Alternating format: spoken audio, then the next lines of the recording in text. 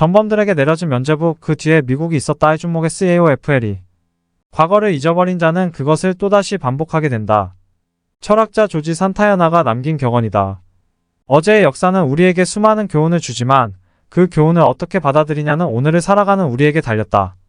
2월 14일 방송된 TVN 역사교양 벌거벗은 세계사 86회는 일본의 전범들을 살려낸 위선의 도쿄 재판 편을 통하여 일본이 2차 대전의 잔인한 교훈에도 불구하고 역사 청산에 실패한 과정을 조명했다. 일본 전문가인 박삼원 건국대 일어교육과 교수가 오늘의 강연자로 나섰다. 일본은 20세기 들어 제국주의의 길을 걸으며 중일전쟁, 태평양전쟁 등 숱한 전쟁을 일으켰고 수많은 나라를 침략했다. 그 과정에서 일본은 민간인과 연합군 포로들을 무자비하게 학살하는 전쟁 범죄를 일으켰다. 당시 일본 포로 수용소 사망자만 54만, 민간인 학살은 약 596만에 이르며 그 외 전쟁에서 사망한 군인과 희생자를 포함하면 약 1000만 명 이상에 이를 것으로 추정되고 있다. 2차 대전으로 일본이 패망하면서 승전국인 연합국은 전쟁 범죄에 대한 책임을 물어 일본의 전범들에 대한 재판을 진행했다. 도쿄 재판극동국 제 군사재판 1946-1948에는 일본의 어급 전범 피고인 28명이 참석했다. 그런데 이 재판에서는 놀라운 일이 발생한다. 다수의 전범 용의자는 석방되고 심지어 최고 책임자였던 쇼와 천황은 재판에 출석조차 하지 않았다. 이는 국제적인 논란에 휩싸였고 도쿄 재판은 역사상 최악의 위선이라는 오명을 쓰기에 이른다. 일본의 전쟁 학살자들은 어떻게 법망을 피하여 빠져나갈 수 있었던 것일까? 2차 대전이 마무리되어 가던 1945년 7월 승전을 눈앞에 둔 연합국 지도자들은 독일에서 포츠담 협정을 맺고 전후 처리 문제에 관하여 논의한다. 여기에는 아직 항복하지 않은 일본의 전범들에 대한 재판 실시도 포함되어 있었다. 포츠담 선언 10항에는 일본의 전쟁 범죄인에 대한 엄중한 처벌을 명문화해 놓기도 했다. 일본은 전쟁 기간 동안 주민학살 성폭력 도시파괴 등 수많은 전쟁 범죄를 저질렀고 연합국은 이 중에서도 가장 큰 피해를 입은 포로학대 문제에 대하여 강한 분노를 드러냈다. 일본군에 의한 연합군 포로 사망률은 무려 전체의 23%에 이르렀으며 이는 2차 대전에서 발생한 포로 사망률 중 최고치였다. 하지만 여기서 상대적으로 약소국인 아시아 국가들이 당한 피해와 보상은 철저히 무시당하고 만다. 소외당한 대상에는 일본의 식민지배로 많은 고통을 받았던 한국도 포함되어 있었다. 연합국들은 일본의 식민지배로 인한 범죄는 포함시키지 않았다. 당시 일본과 마찬가지로 식민지를 다수 보유했던 연합국들로서는 이를 문제 삼을 경우 제 얼굴에 침 뱉기였기 때문이다. 이로써 한국은 일본으로부터 식민지배와 전쟁 피해에 대하여 제대로 추궁할 기회조차 얻지 못했다. 일본의 패망과 항복으로 2차 대전이 막을 내리고 미국의 주도하에 일본으로 보내진 인물이 바로 더글라스 맥아더였다. 그는 연합군총사령부지 HQ의 사령관으로 일본을 실질적으로 통치하게 됐고 1946년 전쟁 범죄 처벌을 위한 도쿄 재판소 설립을 주도했다. 연합군총사령부는 국동국 제 군사재판소 조례를 제정하며 전쟁 범죄의 범위를 규정하고 전범의 구분 기준을 세워서 A, B, C 세 등급으로 나뉘었다. 가장 책임이 무거운 어급 전범은 전쟁의 계획, 준비, 시행을 주도한 원흉으로 지도자들에 해당한다. 등급에 따라 전범들의 재판 장소는 달라졌고 실무자들에 해당하는 B, C급 전범들은 주로 체포된 현지에서 즉결 심판을 받았다. 일본인 타쿠야는 오늘날 일상생활에서도 스포츠 경기에서 부진한 선수를 질타하는 의미로 쓰이는 등 전범이라는 단어가 일본에서 흔하게 사용되고 있다고 설명했다.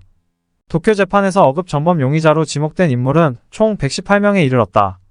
하지만 이 중 대부분이 증거 불충분으로 풀려났고 실제로 기소되어 재판정에 오른 인물은 고작 28명으로 약 5분의 1에 불과했다.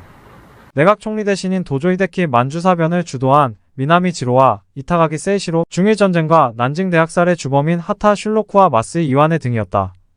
전범들은 도쿄 재판에서 모두 무죄를 주장하며 뻔뻔한 태도를 보였다.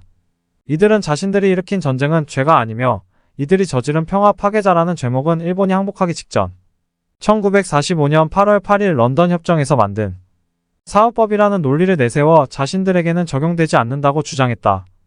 이에 도쿄 재판 검사들은 역시 런던 협정을 기반으로 나치 독일의 전쟁 범죄를 기소했던 뉘른베르크 재판 1945년 11월 20일에 사례가 있다면서 전범들의 무죄 논리를 반박했다. 이에 전범 측 변호인단은 전쟁을 일으킨 게 죄라면 미국도 전범이라는 새로운 논리를 들고 나왔다. 전범 측 변호사로 나선 벤 브루스 블레이크니는 원자폭탄 투하를 거론하며 전쟁 중의 살인은 합법적이고 죄가 아니다. 전쟁 중의 살인의 형사적 책임을 물은 사례는 없다. 우리는 일본의 원자폭탄을 투하한 버미네리 트루먼 당시 미국 대통령을 암시의 이름을 알고 있다. 일본의 진주만 공습이 범죄라면 미국도 전범 재판을 받아야 한다고 주장했다. 이에 재판장은 원폭 투하가 전쟁을 끝내기 위한 불가피한 수단이었다고 평가하며 전범 측 변호인단의 주장을 받아들이지 않았다. 본격적인 법정 공방이 시작되면서 피고인들의 억압, 전범임을 증명하기 위한 각종 증거와 증인들이 등장하기 시작했다. 검사 측은 일본이 전쟁 범죄를 시작한 시기에 집중했고 만주사변을 일으킨 당시 일본군 관동군 참모장이었던 이타가키 세이시로는 내부 고발자의 증언으로 인하여 중국 군벌 장쩌린, 암살과 철로 폭발 사건 자작극 등을 주도했음이 드러난다. 이로써 일본 제국주의의 중국 침략 계획이 만천하에 드러나게 됐고 교활한 만주 침략자라는 악명을 떨쳤던 세이시로는 사형을 선고받았다. 중일전쟁 당시 가장 악명 높은 난징 대학살은 일본군이 약 6주 만에 30만에 이르는 중국인들을 잔인하게 학살했던 충격적인 사건이다. 민족적 우월주의에 빠져있던 일본은 난징 함락 과정에서 예상치 못한 큰 피해를 받으면서 그에 대한 보복으로 온갖 끔찍하고 잔인한 방법들을 총동원한 대학살을 저질렀다. 마스이 이완해는 당시 일본군의 중국 중부방면 사령관으로 이러한 부하들의 잔혹행위를 묵인하며 참상을 부채질했다. 하지만 마스이는 스스로 증인으로 나서서 난징에서 약간의 불상사가 있다는 소문만 들었을 뿐 공적 보고를 받은 바가 없으며 이런 사실도 종전 이후 미군 방송을 통하여 처음 알았다고 주장하는 무책임한 모습을 보였다. 하지만 난징 대학살의 목격자인 미국인 의사 로버트 윌슨은 당시 현장에서 아이들에게 총을 난사하고 여성을 강간하는 모습을 목격했다고 진술했다. 당시 그의 병원에는 일본군의 총칼에 피해를 입은 중국인들로 넘쳐났다고. 이 밖에도 일본군이 난징에서 벌인 잔혹한 학살극을 목격한 증언들은 헤아릴 수 없이 많았다. 이완해 역시 사형을 선고받았다. 잔혹함에 극에 달한 일본군은 심지어 장교들끼리 포로들을 대상으로 100명 목베기 시합을 벌였다는 충격적인 사실과 가해자들의 실명 마이너스 사진 등이 1937년 일본 자국 언론인 도쿄 니치니치 신문에 버젓이 올라오기도 했다. 일본인들은 이러한 잔혹한 전쟁 범죄를 전쟁 용사의 무용담처럼 여기고 화제거리로 삼거나 학교 교재로 활용했다는 증거들도 나왔다. 당시 관계에 물든 일본 사회의 분위기를 짐작케 한다. 특히 전범 재판에서 전 세계의 이목이 가장 집중된 인물은 아시아의 히틀러라는 별명이 붙은 도조 히데키였다. 일본의 진주만 기습 공습에서부터 태평양 전쟁을 주도한 총책임자였다. 일본 내에서는 독재자의 이미지도 있지만 한편으로는 천황을 맹신했던 인물로 알려져 있다고. 도조는 평소에 국민들에게 포로가 되는 치욕을 당할 과잉 할복 자살할 것을 요구했는데 일본이 패망하고 전범이 되면서 본인의 말이 부메랑으로 돌아와 자살로 일본의 명예를 지키라는 투서가 쏟아지면서 두려움에 떨었다고 한다. 도조는 자살을 대비하여 평소 의사에게 심장의 위치를 물어보곤 했다고 한다. 미군으로부터 체포당할 위기에 놓이자 도조는 권총으로 자살을 시도했으나 총알이 빗나갔고 빠른 응급처치로 실패했다. 도조는 정신이 혼미한 상황에서도 대동아 전쟁은 정당한 싸움이었다. 천황폐하 만세 등을 횡설수설하며 반성하는 모습을 보이지 않았다고. 검찰 측은 연합국이 중요하게 여겼던 포로학대 문제에 있어서 도조의 책임을 집중적으로 파고들었다. 충격적이게도 당시 일본군은 미군을 비롯한 연합국 포로들의 인육을 먹기도 했다는 사실이 밝혀졌다.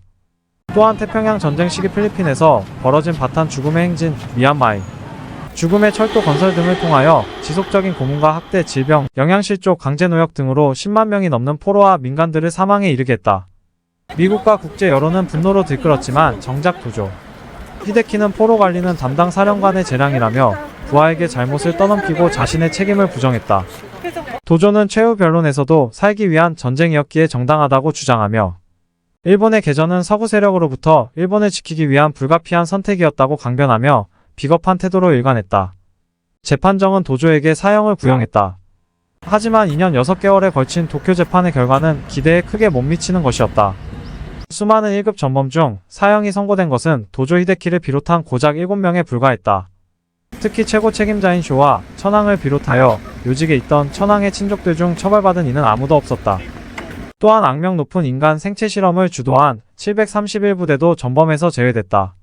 부대장인 이시시로는 일본군들의 부상치료와 세균 무기 개발 등을 위하여 수용소에 끌려온 사람들에게 온갖 잔혹한 실험을 실시했으며 이들은 통나무를 의미하는 마루타로 불리우며 철저하게 인간이 아닌 도구 취급을 당했다.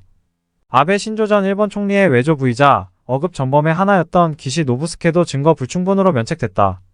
기시는 일본의 괴뢰국인 만주국의 인사와 재정을 총괄한 인물이었고 731부 대장인 이시의 상관이자 후원자이기도 했다.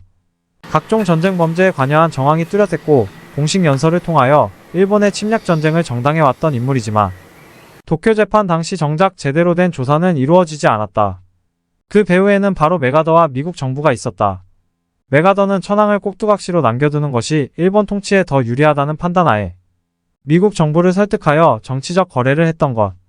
기시 노부스케 역시 친미적인 인사로 분류되어 정치적 활용도를 고려한 면죄부를 받았고 1957년에는 총리직에 올라 승승장구했다.